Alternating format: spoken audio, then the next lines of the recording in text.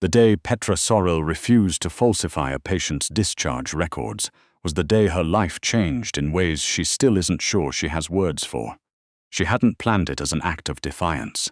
That's the thing people get wrong when they hear the story later. They imagine her standing tall at the nurse's station, jaw set, shoulders squared, ready for a fight. The truth was that her hands were shaking so badly she had to set the clipboard down on the counter to stop the rattling. It was a Tuesday. There was a coffee stain on her left sleeve from the break room that morning. The fluorescent light above Bay 4 had been flickering for 3 days, and nobody had fixed it. The instruction had come down through the hospital's administrative chain with the kind of quiet efficiency that made Petra's stomach turn. Not a direct order. Never a direct order. It was a conversation, a suggestion from the floor supervisor who had gotten it from the department head who had gotten it from somewhere above that. The patient in room 412 was to be discharged. His records were to reflect that his treatment had been completed and that he was medically stable. He was not medically stable.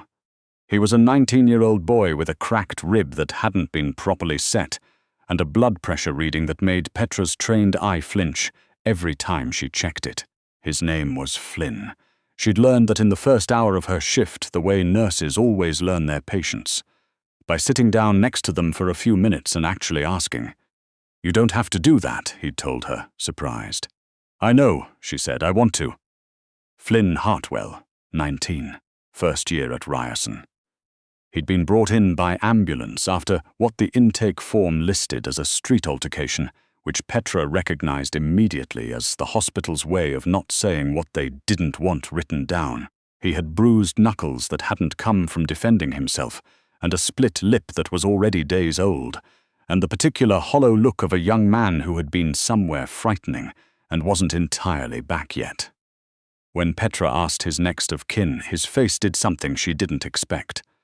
"My dad," he said, and then quieter, "He's going to be so angry." Not worried, not sad, angry. She thought about that on her break. She was still thinking about it when her supervisor, Miss Tremblay, pulled her aside near the medication cart and explained, in the careful tone of someone defusing a bomb, that the Hartwell file needed to be processed by end of shift. Discharged, cleared. "He's not ready," Petra said. Miss Tremblay's expression didn't change. "Petra, his rib hasn't been properly set. If he re-injures it in the next 48 hours, I understand your concern." Miss Tremblay glanced down the hall. "This one comes from above the department, all right. Just process the file." Above the department. In the 2 years Petra had worked at St. Michael's, she had learned that phrase the way you learn a warning sign on a hiking trail. It meant stop asking. It meant the terrain ahead was not for people like her. She went back to Bay 4 and she sat with the flickering fluorescent light for a long moment. And she thought about the boy in room 412 with his hollow eyes and his cracked rib and his voice when he said he's going to be so angry. Then she picked up the clipboard and she wrote what was true. She flagged the file for a mandatory 48-hour observation, hold based on cardiovascular readings. She documented the rib correctly. She noted in clinical language that she chose very carefully, that early discharge carried significant medical risk and had been recommended against by the attending nurse. She handed the clipboard to the ward clerk and went back to work. She had made it through 2 more patient checks before Miss Tremblay found her again. The supervisor's face was a color Petra had never seen on it before, a kind of pale, stretched pallor that made her look like she'd just been told something she didn't want to hear. "Someone is here for you," Miss Tremblay said. "I'm in the middle of Petra." Her supervisor's voice dropped very low. "They're waiting in the family consultation room. Please go." The family consultation room was where hospitals put bad news. Petra had delivered a lot of it in that room, sat across from people whose hands had gone still in their laps while they listened to words that rearranged everything. She had always been the one sitting on the far side of the table. When she pushed open the door, there were 2 men standing against the wall, not sitting. Standing, in the particular posture of men who don't make themselves comfortable in other people's spaces because they don't need to. They were in suits that Petra clocked as expensive without knowing exactly why. Something about the way they sat on their shoulders, something about the absence of any crease or pull in the fabric. "Miss Sorel," said the one on the left. "Nurse Sorel," she said automatically. A pause. The one on the right almost smiled. "Mr. Hartwell would like to speak with you," the left one said. "He has a car outside. He would appreciate it if you came." Petra looked at them. She thought about the word appreciate and the way it sat in that sentence like a stone in a shoe. She thought about Flynn upstairs in room 412. She thought about the clipboard she'd just handed to the ward clerk. "Am I being given a choice?" she asked. Neither man answered, which was, she supposed, an answer. The car was black and enormous, and smelled like leather and something faintly floral. An air freshener, she realized, which struck her as almost unbearably strange. This whole machinery of intimidation, and someone had put a pine tree air freshener under the dashboard. She focused on that for the first 20 minutes of the drive, because it was easier than thinking about where they were taking her. They went north, out of the downtown core, through streets that got quieter and wider and greener, into a part of the city where the houses stopped being houses and started being something else. Structures set back from the road behind gates and hedgerows, the kind of wealth that has learned to hide itself. The car turned up a private drive that wound through a stand of maples still holding their October color. And when the house came into view, Petra made herself breathe slowly through her nose. It was not a house. It was the idea of a house, rendered in glass and pale stone, 3 stories of it rising against a grey Lake Ontario sky. She could see the water through the back windows before the car had even stopped. The men brought her inside. She noticed they didn't touch her. Not once, not even a hand at her elbow to guide her through the door. She noticed because she'd expected it, braced for it, and the absence of it made her recalibrate something about the situation that she couldn't yet name. She was brought to a study, floor-to-ceiling bookshelves, a fireplace with actual wood burning in it, a desk that was almost offensively large, and behind the desk, a man. Petra had Googled the name on the drive over. She'd managed to unlock her phone without the men noticing, and she'd typed Hartwell, Toronto, and gotten back enough results to understand, roughly, the shape of what she was walking into. But the search results had given her a different image. Boardroom photos, charity galas, the particular kind of public-facing composure that wealthy men deploy in official settings. The man sitting behind the desk looked like those photos the way a storm looks like a weather map. He was 50-something with the kind of build that suggested he hadn't always sat behind desks, broad across the shoulders, with hands that rested flat on the surface in front of him and looked capable of much more than signing documents. His hair was silver at the temples. His face was unreadable. "Nurse Sorel," he said. His voice was not loud. It didn't need to be. "Mr. Hartwell," she said. He studied her for a moment. She didn't sit down because he hadn't offered, and she decided she wasn't going to make herself smaller than she already was by hovering uncertainly at the edge of his space. She stood just inside the door and she met his eyes and she waited. "You refuse to discharge my son," he said. "I flagged his file for a mandatory observation hold," she said. "Based on his cardiovascular readings and the incomplete treatment of his rib fracture. Yes, you were instructed otherwise, boys." "I was suggested otherwise," she said, "by people who are not his attending medical staff and who are not qualified to make that determination." Something shifted in his face. She couldn't have said what it was. Not quite surprise, not quite anger. Something between the two or adjacent to both. "Do you know who I am?" he asked. "I know what you are," she said, and then wished she hadn't, because it sounded harder than she'd meant it. But Garrett Hartwell didn't react the way she expected. He didn't lean forward. His voice didn't drop into the register of threat. He simply looked at her for a long moment, with an expression she couldn't decode, and then he said, "Sit down, Nurse Sorel." She sat. He was quiet for a long time after that, long enough that Petra began to catalogue the room in her peripheral vision out of sheer nerves. The books, which were real and red, spines creased and some with paper bookmarks. The photo on the corner of the desk, which she couldn't quite make out. The fire which popped once and sent a spray of sparks against the grate.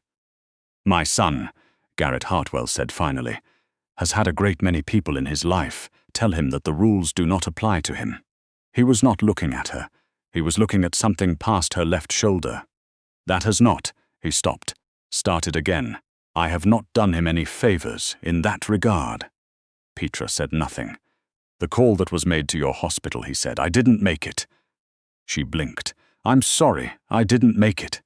He looked at her now. Flynn made it himself, or rather, he made it to someone who made it on his behalf. There are people around my son who have learned that doing him favors is the fastest way to stay in his good graces. And my son is 19 years old, and he is. He stopped again. There was something in his face now that Petra recognized from the other side of too many difficult conversations, something tired and true. He is accustomed to getting what he wants. He didn't want to stay in the hospital, Petra said slowly. He didn't want a record of how he came to be there, Garrett said, which is a different thing. The room was very quiet except for the fire. He's going to be fine, Petra said carefully, medically. The hold is standard procedure. 48 hours, then we reassess. His rib will heal properly if he rests it. His blood pressure was elevated, but it's been trending down. She paused. He's a healthy 19-year-old. He's going to be fine. Garrett Hartwell looked at her. Something moved across his face that she didn't have a clinical term for. I know, he said. That isn't why I brought you here. Then why? Because, he said, I wanted to meet the person who looked at my son's file and didn't change it. The fire crackled. Petra felt something loosen very slightly in her chest. Not relief exactly. Something more complicated. Why does that matter to you? She asked. Because everyone else did, he said it simply, without drama. The floor supervisor, the department head, someone in administration, all of them. He made a small gesture with one hand. They changed what needed to be changed and called it done. You're the first person in a long time who saw something that needed to be documented correctly and just did it. Petra looked at him. She thought about the drive over, the two men in suits who hadn't touched her, the pine tree air freshener under the dashboard. You scared me, she said. Getting into that car. I want you to know that. He held her gaze. I know. That's not. She stopped. That's not an acceptable way to get someone's attention. Regardless of what you wanted to say to me when I got here. Another silence, then unexpectedly, you're right, she blinked. You're right, he said again. I apologize. He said it the way a person says something they don't say often. Not rehearsed, but effortful, like lifting something that had some weight to it. Petra sat with that for a moment. Your son asked me why I was bothering, she said. When I sat with him this morning, he seemed genuinely surprised that a nurse would just ask him his name, ask how he was doing. She paused. That worried me more than his blood pressure. Garrett Hartwell was very still. He's not a bad kid, Petra said. I don't think he is. I think he's 19 and he's never had to encounter a consequence that stuck. No, Garrett said quietly. He hasn't. That's going to catch up with him.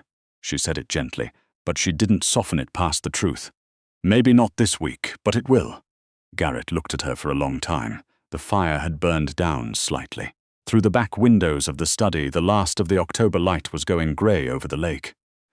You're not what I expected, he said. What did you expect? Someone angry, he said. Someone frightened, someone trying to negotiate. I'm all three of those things, she said.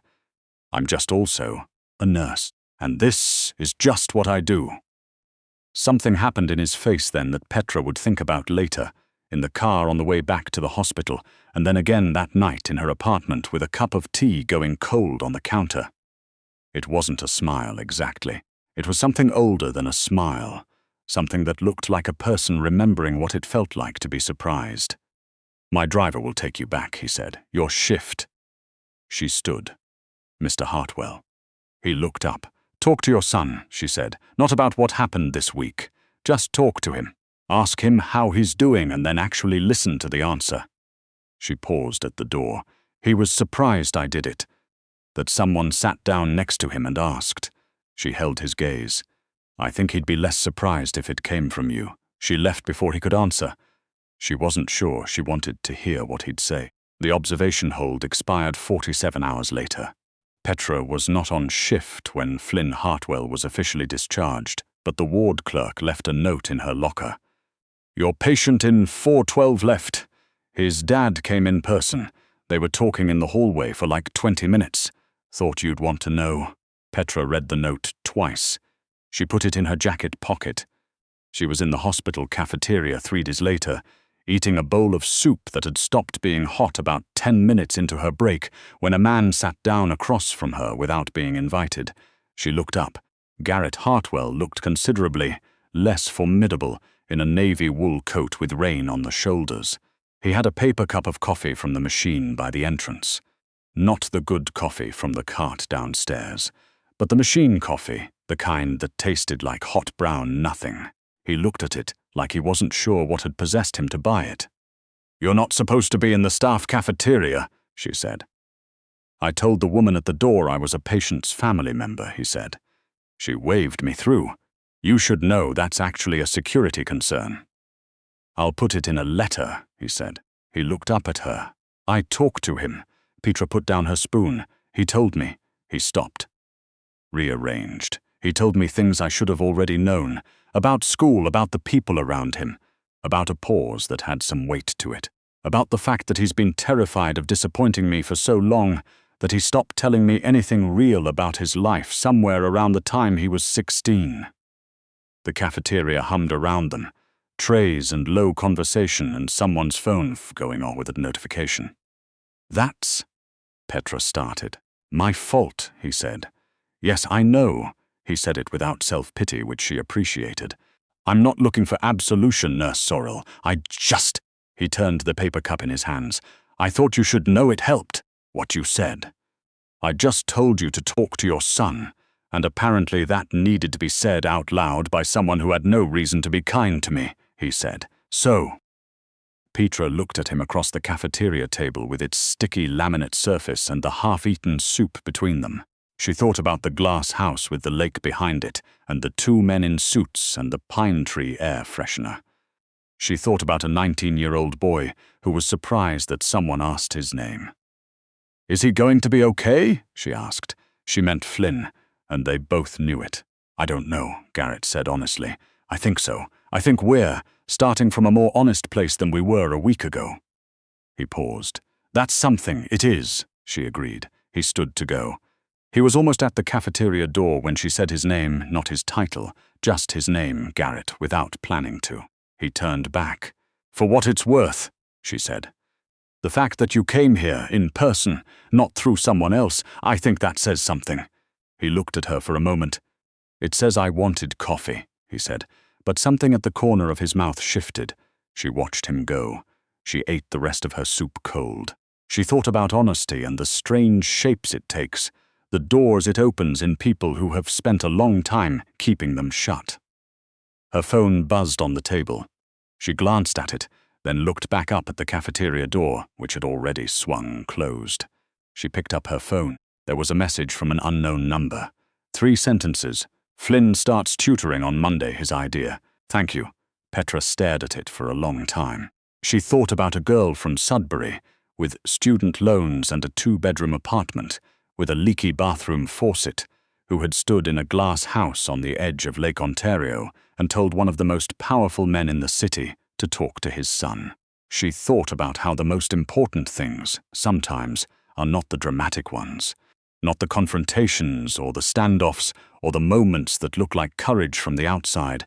The most important things are smaller than that. A clipboard with the truth on it. A chair pulled up beside a hospital bed, a question asked and actually meant.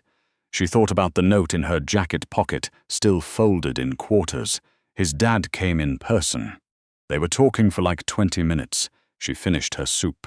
She went back to work. She did not think about Garrett Hartwell again that day, or at least she told herself that, which is not entirely the same thing, and somewhere in the part of herself she was still learning to be honest about.